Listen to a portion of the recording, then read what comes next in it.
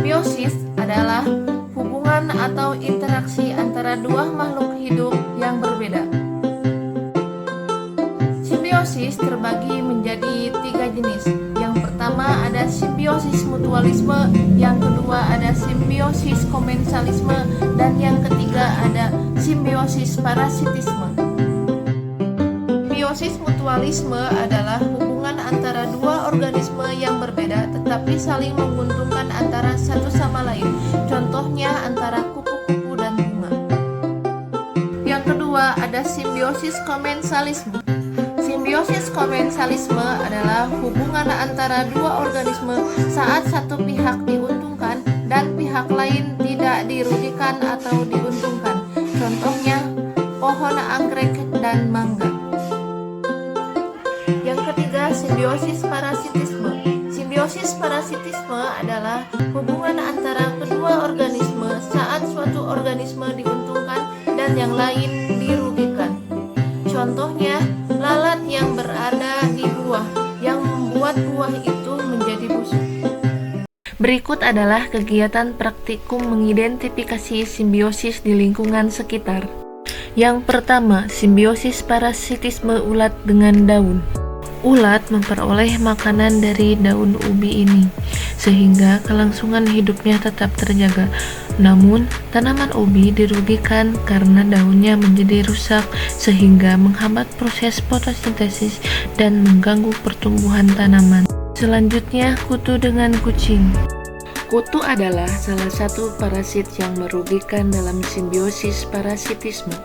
Kutu dapat menghisap darah kucing sehingga tubuhnya terasa gatal. Lalat, empedu, dan pohon jambu. Lalat mendapat keuntungan dengan menyimpan telurnya. Larva yang menetas di daun akan merusak jaringan daun yang membentuk empedu yang menonjol ke permukaan daun. Empedu ini akan menghambat fotosintesis pada pohon jambu. Nyamuk dan manusia.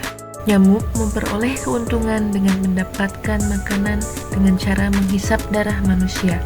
Sedangkan manusia mendapatkan kerugian karena bagian tubuh manusia yang dihisap oleh nyamuk menjadi gatal, kemerahan, dan berpotensi terjangkit suatu penyakit yang disebabkan oleh nyamuk.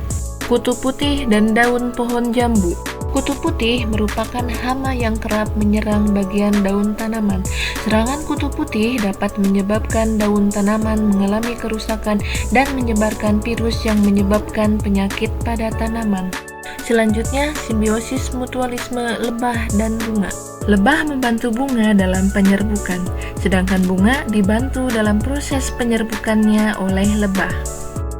Semut rangrang dan pohon sirsak. Keberadaan semut rangrang dapat melindungi tumbuhan dari serangan hama, sementara semut rangrang diuntungkan karena mereka dapat membuat sarang pada tumbuhan tersebut. Ketika ada hama yang menyerang tumbuhan, semut rangrang akan menyerang balik hama tersebut. Cacing tanah dengan tumbuhan. Cacing tanah membantu meningkatkan kesuburan tanah dan mempermudah penyerapan nutrisi oleh akar tumbuhan. Sementara tumbuhan, selain menyediakan makanan bagi cacing tanah, juga berperan dalam proses pembentukan habitat cacing tanah. Manusia dan tumbuhan. Hubungan antara manusia dan tumbuhan adalah simbiosis mutualisme.